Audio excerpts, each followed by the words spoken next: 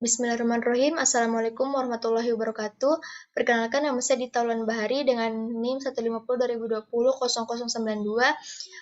dari kelas C4. Baiklah, di sini saya akan mempresentasikan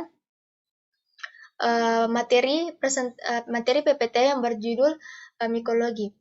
Baiklah, sebelum saya menjelaskan materi saya ingin berterima kasih kepada dosen pembimbing yang telah memberikan saya kesempatan untuk membawakan materi yang berjudul mikologi. Baiklah, untuk introduction, mikologi terdiri dari dua kata, yaitu miko atau mycos dari bahasa Yunani, yang berarti jamur atau mushroom, dan logos berarti ilmu pengetahuan. Secara harfiah, mikologi adalah ilmu yang mempelajari tentang jamur atau cendawan. Adapun karakteristik fungi, yang pertama eukariotik yang berarti memiliki membran inti, kemudian tidak berklorofil yang artinya tidak memiliki pigmen hijau di jamur, kemudian heterotrof, kemudian memiliki hifa, yang dimana hifa ini berbentuk seperti benang-benang halus, yang dimana berfungsi sebagai penyerapan nutrisi. Kemudian misel ini adalah kumpulan dari beberapa hifa. Kemudian dinding sel dari kitin, kemudian berkembang biak dengan spora. Selanjutnya, adapun klasifikasi fungi, ada 4 bagian. Yang pertama Zygomicota, yang dimana Zygomicota ini terdiri dari hifa yang tak bersekat. Bagian tertentu dari hifa berdiferensiasi membentuk sporangium. Alat reproduksi seksualnya adalah Zygosporangium. Kemudian Zygomicota ini adalah jamur terestrial yang hidup sebagai saprofit. Yang artinya saprofit ini menguntungkan di tanah, makanan, atau tumbuhan dan hewan. Contohnya Rhizopus stolonifer.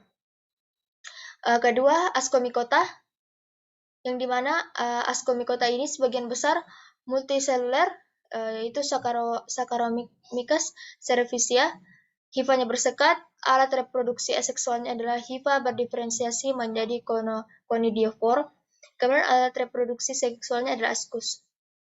Ascomycota umumnya hidup saprofit atau menguntungkan pada tanah dan sisa mikroorganisme. Dapat dilihat dari kedua gambar untuk Zygomicota di gambar 69 dan gambar 610 di Ascomycota. Selanjutnya ketiga Basidiomycota.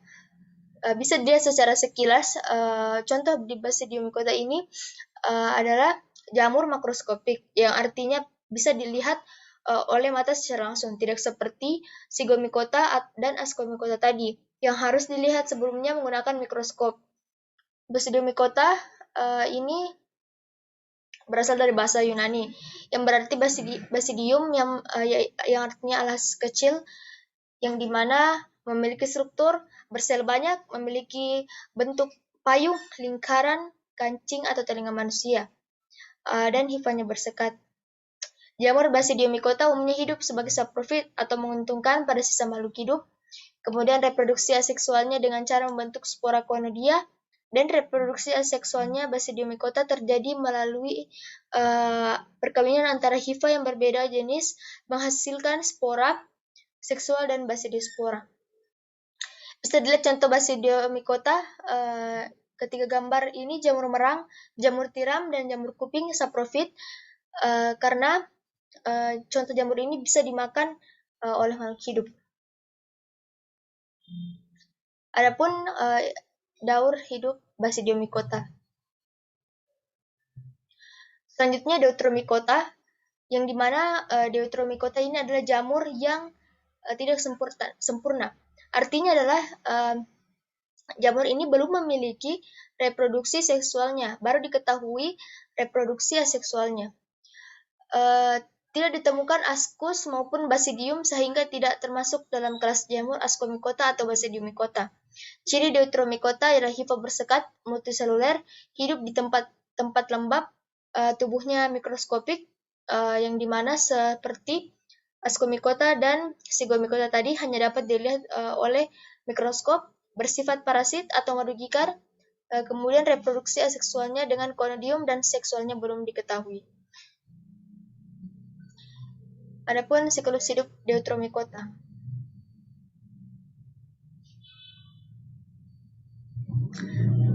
Selanjutnya mungkin bisa dibaca sendiri.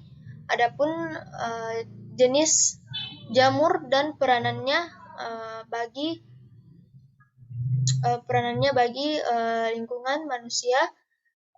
Kemudian ada juga peranannya yang merugikan.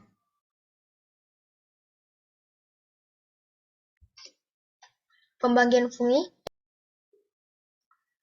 Yang pertama hamir, yaitu bersifat uniseluler, berarti bersel tunggal dan mikroskopik, yang artinya hanya dapat dilihat oleh mikroskop. Kemudian kapang atau mold, multiseluler, yaitu bersel banyak, dan makroskopik, yang berarti bisa dilihat oleh mata secara langsung. Kemudian jamur atau mushroom, yaitu multiseluler dan makroskopik. Bisa dilihat contohnya, yang pertama itu sel yes atau sel ragi, kapang pada buah peach, patogen terhadap tumbuhan.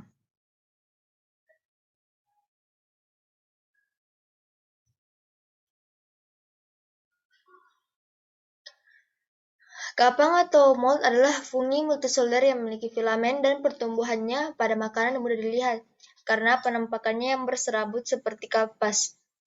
Pertumbuhannya mula-mula akan berwarna putih, tetapi jika spora telah muncul maka akan terbentuk berbagai warna, tergantung dari jenis kapang. Kapang atau mold terdiri dari suatu talus yang tersusun dari filamen yang bercabang yang disebut hifa. Kemudian kumpulan hifa ini disebut dengan miselium. Tubuh atau talus kapang pada dasarnya terdiri dari dua bagian, yaitu miselium dan spora. Miselium merupakan kumpulan beberapa filamen yang dinamakan hifa. Setiap hifa lebarnya 5-10. Di sepanjang setiap hifa terdapat sitoplasma. Fungsinya ada dua macam hifa, yaitu hifa fertil dan hifa vegetatif. Hifa fertil dapat membentuk sel-sel reproduktif atau badan buah, yaitu spora. Biasanya arah pertumbuhannya ke atas sebagai hifa udara. Hifa vegetatif berfungsi mencari makanan ke dalam substrat, sedangkan menurut morfologinya, septum dengan sel-sel unikeat sekat membagi hifa menjadi ruang atau sel yang berisi nukleus tunggal. Pada setiap septum terdapat pori di tengah-tengah yang memungkinkan perpindahan nukleus dan sitoplasma dari satu ruang ke ruang yang lain. Setiap ruang hifa yang bersekat tidak terbatasi oleh suatu membran, sebagaimana halnya pada sel yang khas, setiap ruang disebut dengan sel. Kapang melakukan reproduksi dan penyebaran menggunakan spora. Spora kapang terdiri dari dua jenis, yaitu spora seksual dan spora aseksual. Yang pertama, spora aseksual, yaitu spora ini disebut talospora, yaitu spora yang langsung dibentuk dari hifa reproduktif. Yang pertama contohnya blastospora, artospora, dan chlamydospora. Yang dimana blastospora yaitu spora yang berbentuk tunas pada permukaan sel, ujung hifa semu atau pada sekat septum hifa. Contohnya Candida. Kemudian artospora yaitu spora yang dibentuk langsung dari hifa dengan banyak septum yang kemudian mengadakan fragmentasi sehingga hifa tersebut menjadi banyak. Chlamydospora yaitu spora yang dibentuk pada hifa di ujung, di tengah atau menonjol ke lateral yang disebut chlamydospora terminal, intercalar, dan lateral. Contohnya Candida albicans dan Dermatophyta. Aleuriospora yaitu spora yang dibentuk di ujung sisi dari hifa khusus yang disebut conidiophora. Kemudian sporangiosspora itu spora yang dibentuk dalam ujung hifa yang menggelembung, disebut sporangium, contohnya Rhizopus. Kemudian conidia yaitu spora yang dibentuk di ujung sterigma bentuk vialit, contohnya Aspergillus. Kemudian spora seksual. Yang pertama Zygospora yaitu spora yang dibentuk dari fusi dua hifa yang sejenis membentuk zigot dan di dalam zigot terbentuk zygospora.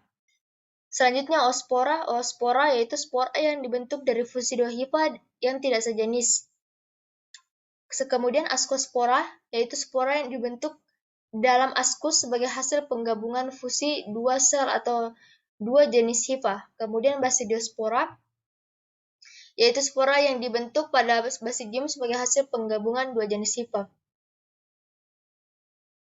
Adapun hamir atau yeast adalah salah satu mikroorganisme yang termasuk dalam golongan fungi yang dibedakan bentuknya dari kapang karena bentuknya itu uniselular atau bersel satu.